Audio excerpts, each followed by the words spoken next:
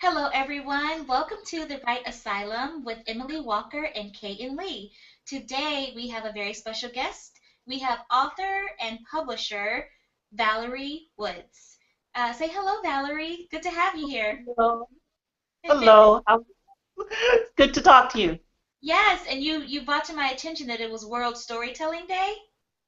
Yes, it is. That is I so just found out, yeah, I found out about it by accident actually, and looked it up, and it's basically about oral storytelling and how powerful it's been through the ages. But everybody's telling stories all around the world, so you can post on Facebook about it. Yeah, I will. That's so cool. I didn't even know we had one of those. I love it. So we usually like to start off the podcast with a little bit of what's going on in our lives, like any notable news. Do you have any news this week, Emily? My news is that I finished the first round of edits for Next to Me, which comes out on the 22nd, so that's in 2 days. And I'm waiting on getting back to my editor so we can do the final swoop through and get it up. And then after that, I'm going to take a little bit of a breather. Yeah. How about you, Kenya? You got anything going on? Yeah, actually, this is something that involves both of us. Both of our Oh, books, Trajectory and Silenced, are in the Magic After Midnight box set, which has 20 USA Today and international best-selling authors, each with a novella and a link to claim a free full-length novel. So that's 40 books for 99 cents on Amazon right now. So check that out. It's doing pretty well. Last time I looked, we were like number six on yeah. Amazon. So it's so exciting. So yeah, that's something new going on this week. I'm sending out Night of the Storm to beta readers next weekend. So I just released the date for its release date, which is 4/26/16. So that's really exciting. And yeah, that's what's going on right now. And Emily was just telling me it's snowing at her house again. Yeah. Again. March. It's Well, like happy every spring. Sunday it snows for you. I know. I know. I'm hoping it's just gonna kind of quit. Where are you from, Valerie? Well, I'm currently living in Los Angeles, but I'm originally from Chicago, Oh, yeah, so so I am know about I. snow. That's right, yeah. That's cool. So you're not getting any snow in LA. No, no, the sun is shining nicely today.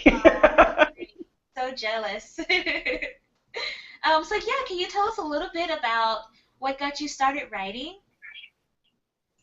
Well, well, it goes back a long way. I started writing first because I was an actress and I didn't find material that I liked for me. So I started writing things for myself. And then I said, "Oh, I like this." And I I wrote plays. I self-published a book of audition monologues for actors, and this was when I was living in New York. And then I pitched to Samuel French booksellers who do plays and published them, and they picked up my book.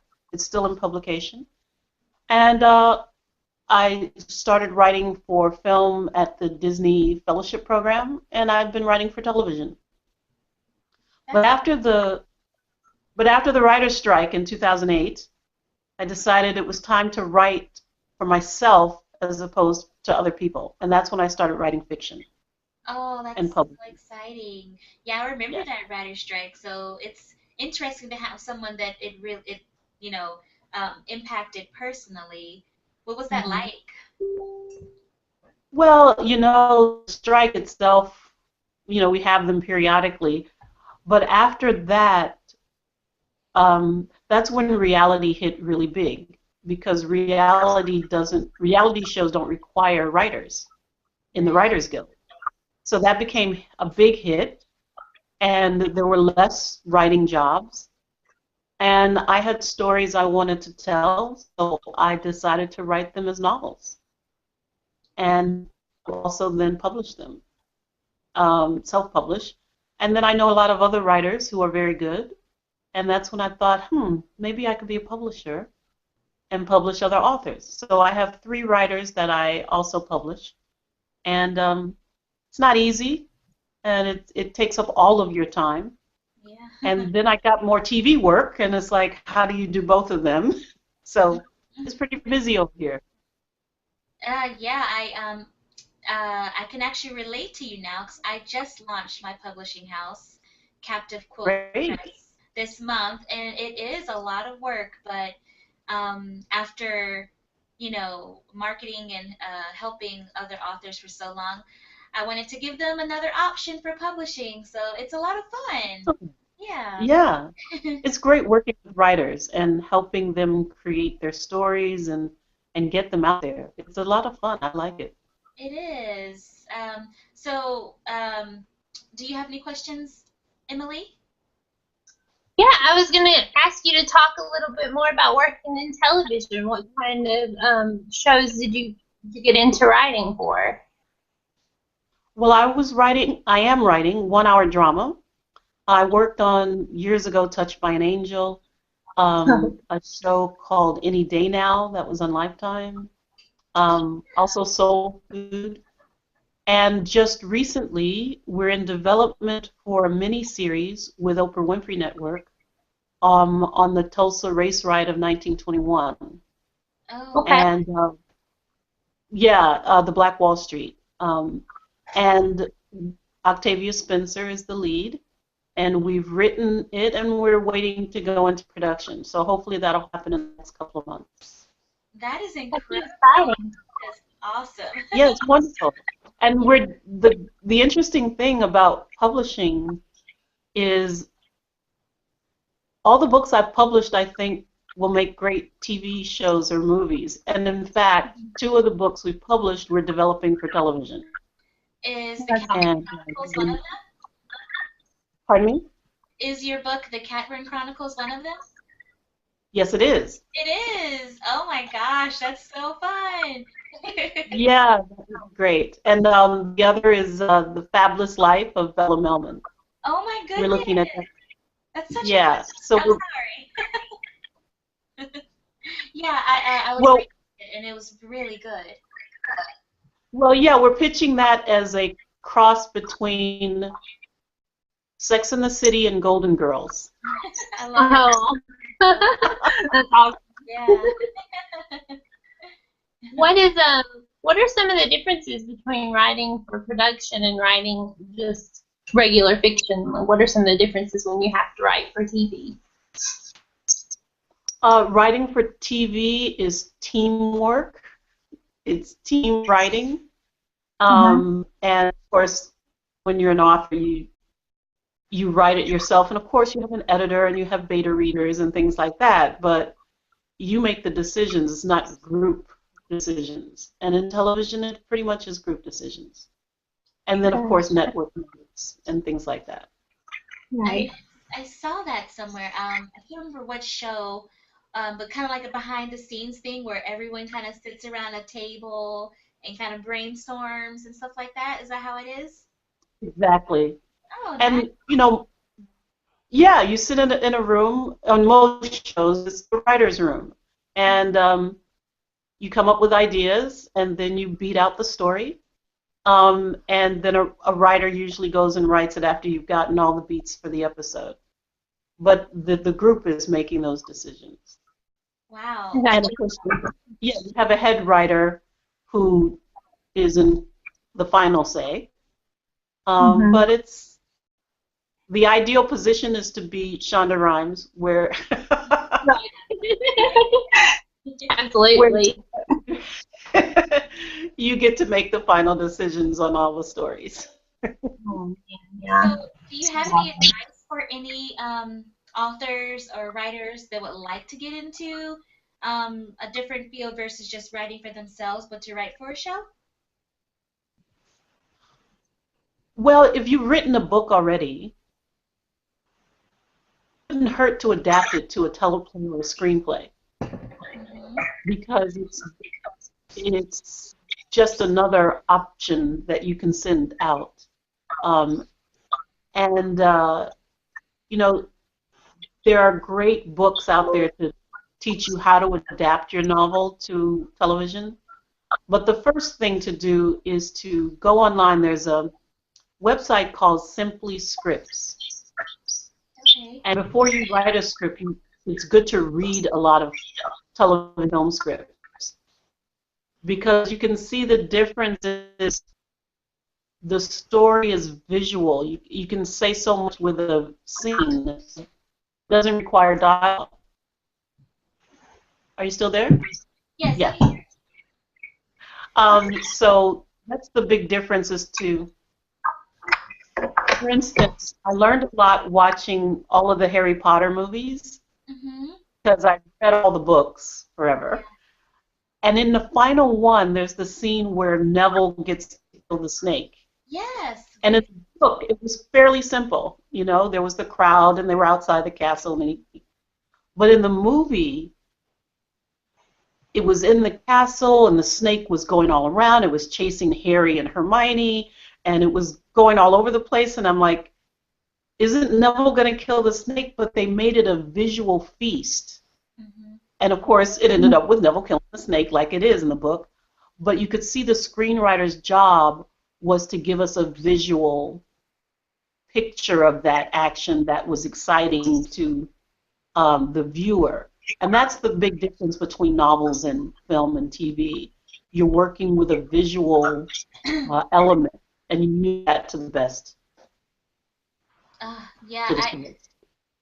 I actually just watched that scene again yesterday. There's like certain scenes that I like to make a playlist on YouTube that kind of inspire me, and that was a good one. Yeah, I like Yeah. that her character arcs kind of, you know, bring full circle a character that's such a side character that you never think would have such a strong presence in the end. It's Yeah. so impressive. Yeah. The best example, I got a chance to see a screening of the third Harry Potter movie Mhm. that was directed by Alfonso Cuarón. Mhm. And there was a Q&A with him after the screening. And someone asked him a very good writer question, which was, how do you decide what to put in the movie and or what to leave out from the book when you make a movie? Because, you know, her books are very big, Yeah. and there might be things that aren't going to make it into the movie. And he was very clear. He said, we decided that that book was about Harry's coming of age. And so everything that had to do with Harry's coming of age, we kept. Huh. And everything else we didn't use. Mm. And that's how they were able to make the 2-hour movie. Oh, that's And interesting. that's important. You decide what part of the book you're going to tell, not necessarily the whole book. What's Yeah. the theme, the essence? And that's what you put on the screen. Is that the same for writing for shows? Do you get to keep more for shows because you get to have more time? Yes, absolutely. Yeah. Yeah. I would love to see those books as a TV series. Yeah. That It would would be last forever. oh my gosh. Yes. Yeah.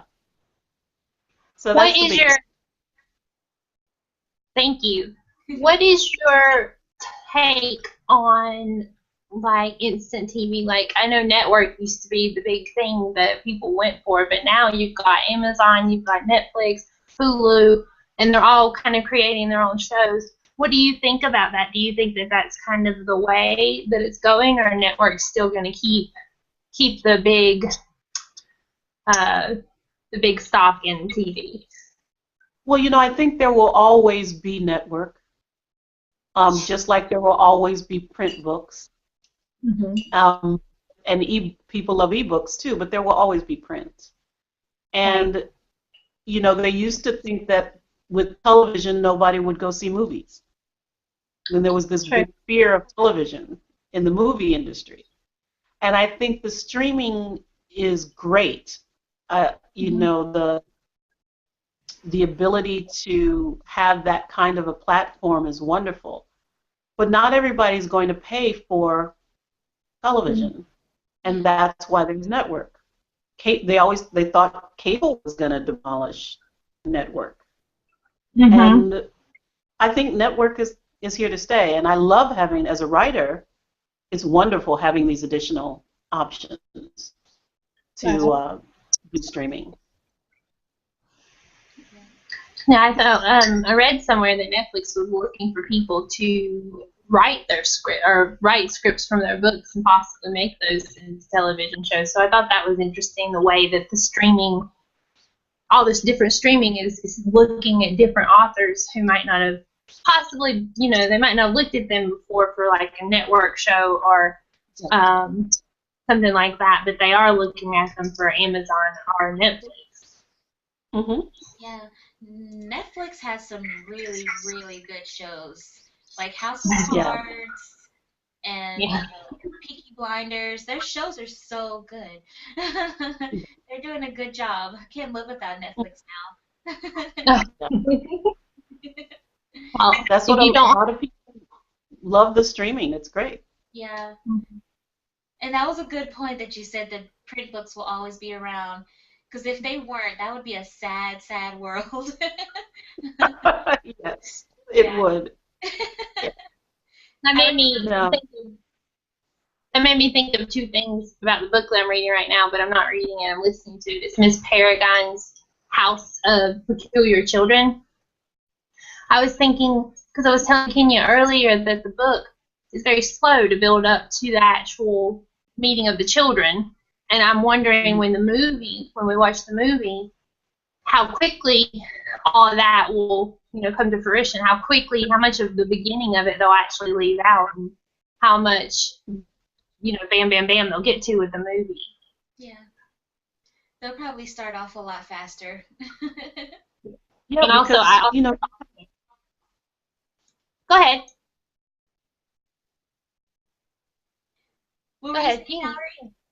Oh, I was going to say, a movie, you only have an hour and a half, 2 hours. Yeah. Whereas if you're going to do everything in the book, it would be, a miniseries. Yeah. So, yeah, people want to get in, and there's a paradigm. As a writer, there's a book written by, he was known as the guru of screenwriters. His name was Sid Field, and he wrote the book on how to take a story and put it on the screen. And when you look at all the best movies, or the most well-written movies, there's a pattern. Something in the first 10 pages happens that makes you stay for the rest of the movie.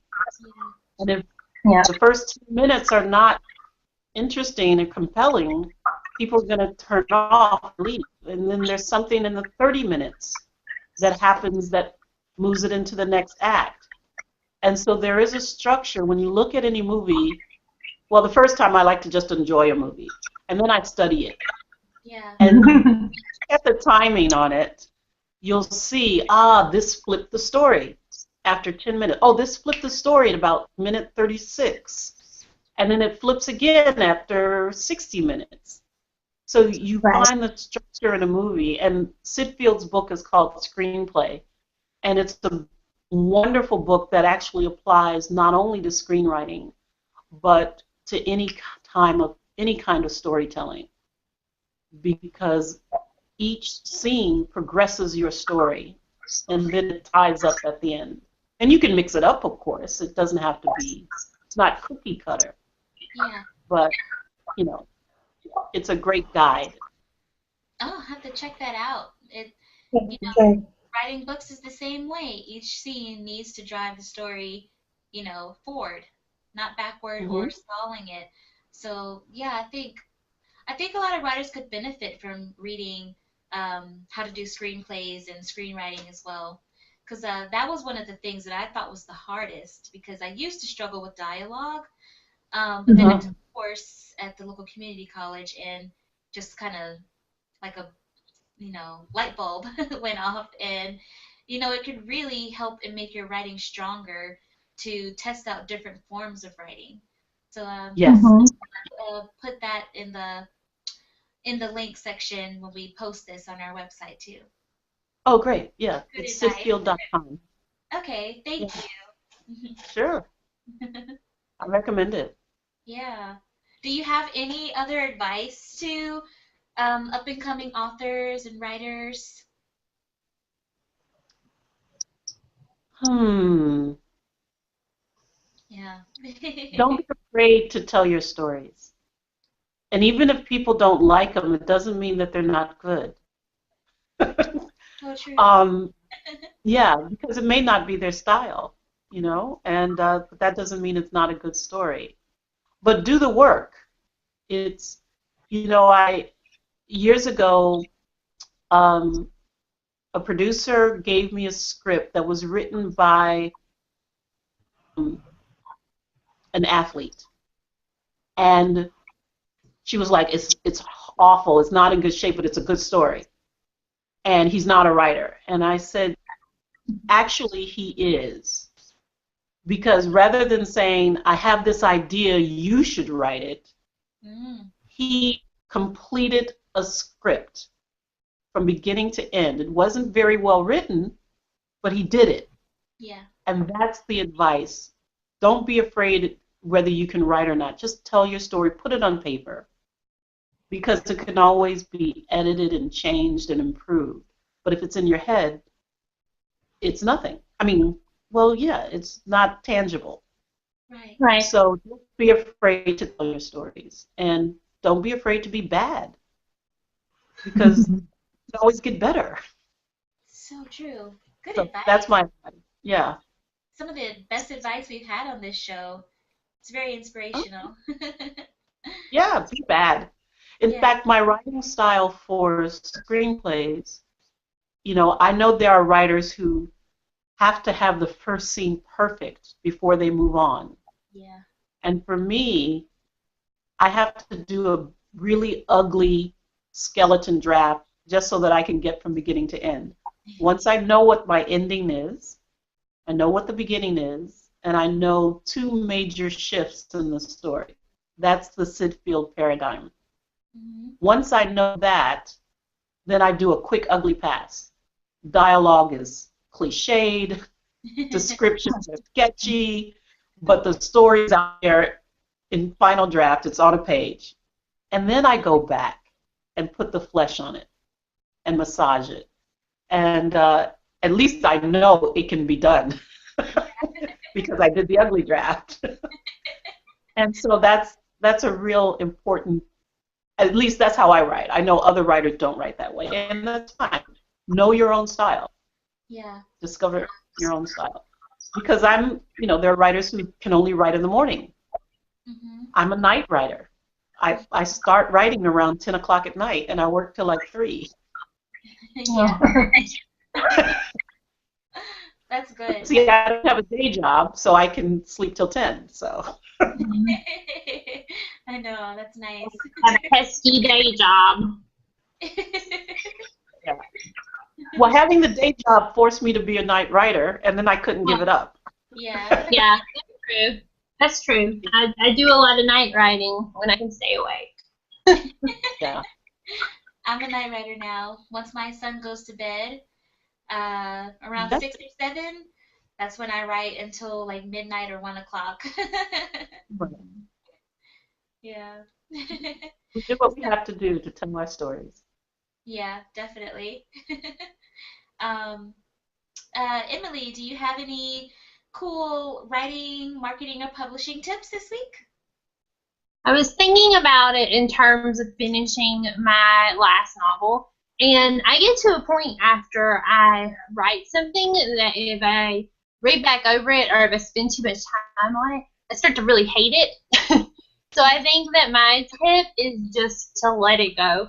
Like, stop looking at it, don't read it anymore, send it to the editor, and then if they say you need to work on this, that, or the other thing, that's fine. But if you spend so much time on it and you keep going back and keep going back and you just, like, I hated it. I did. I won't even lie. I hated the whole story by the end of the day. So I think my tip is just to let it go and trust your editor for sure. Make sure you have a good editor to tell you if it's crap or if it's good and what you can do to, develop the story more, because if you just keep going back over it, you're going to drive yourself crazy. So that's my Right. writing tip this week. Yeah. Yeah, I get that way sometimes too. I feel like there's always a point where you hit that wall that's like the writer's self-doubt wall, where you start to Mhm. fear that you can't finish it, that everything that you've done so far isn't good enough. And I feel like you just have to push through. I know that Mhm. Stephen King did that with Carrie. He threw it away, and his wife found the balled up papers and made him, finish that and send it off. And that Oh was yeah. his first six-digit, Yeah. advance with a publisher. Like, you have to remember that. Mhm. Yes. Like, his book on writing, I think everyone should do it because, Oh, even, absolutely. yeah, it's one of my favorites. Mhm. So yeah, we all have that, and everyone has rejection and everyone has doubts, but like Valerie said, just get your story out there and don't be afraid of it. My tip for this week, oh man, I just had it. um, let me think of another one. What's your tip, Valerie? Well,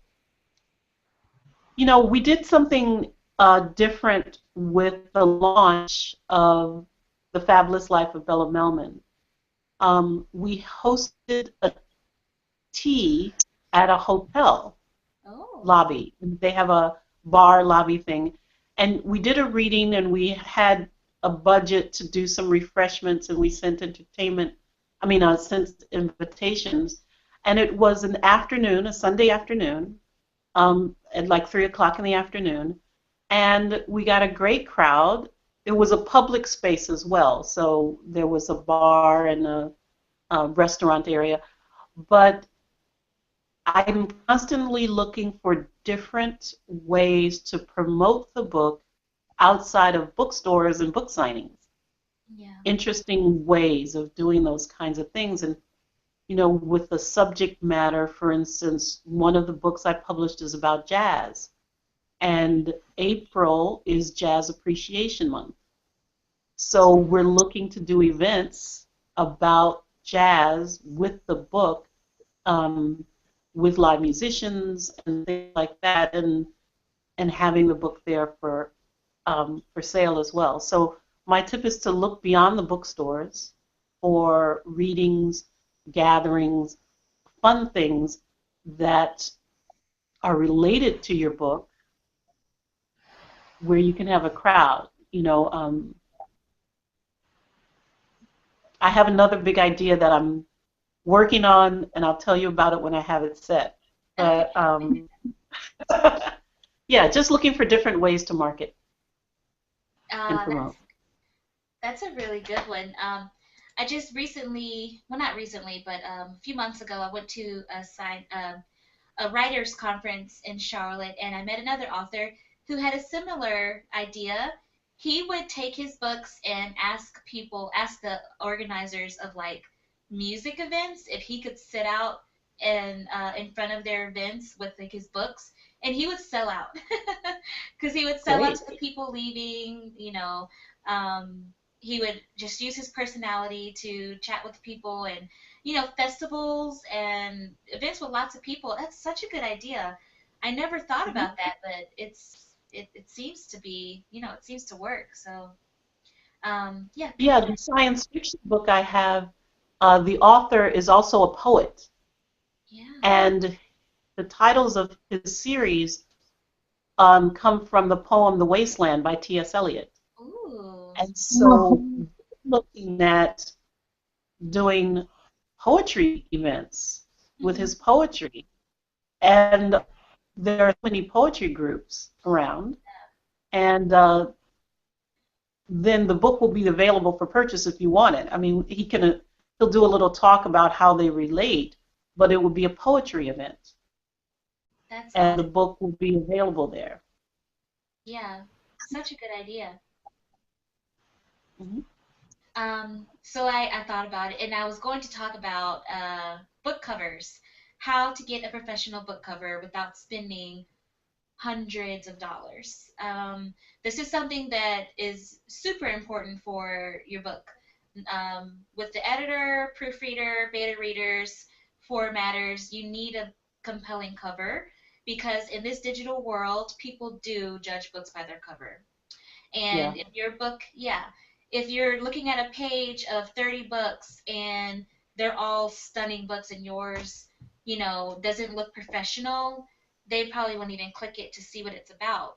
So you can actually get pretty good covers online by looking up pre-made covers where really good designers will create covers just the ones that inspire them, and they'll sell them for a discounted price, and you can use that for your book cover, or you can get a custom cover. I know there's a great site called thebookcoverdesigner.com, and if you just go to Google and look up pre-made book covers, you'll find so many good ones that you can actually use to fit your story. They'll have Hmm. paranormal, yeah, romance, fantasy, and they're only sold once. So they'll put your title, your author name, your subtitle, and your little catchphrase, and that's yours. It's gone, and no one will ever be able to have that cover again. So that's just a Hmm. good way. I've had a few people ask me about covers, and I'm kind of a pre-made book cover shopaholic. Yes. I have like 16 right now that I'm just waiting to put a story to. Like it can become an obsession, but just want all the pretty You also can look up groups on Facebook because the designers on Facebook, there's some really good ones, and they have their own groups where they showcase their work in there as well. We can connect. We can link to a couple of ones that we know that are definitely good.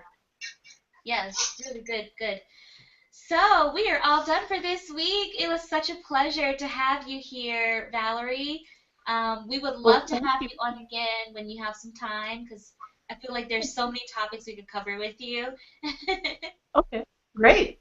I'd love to do it.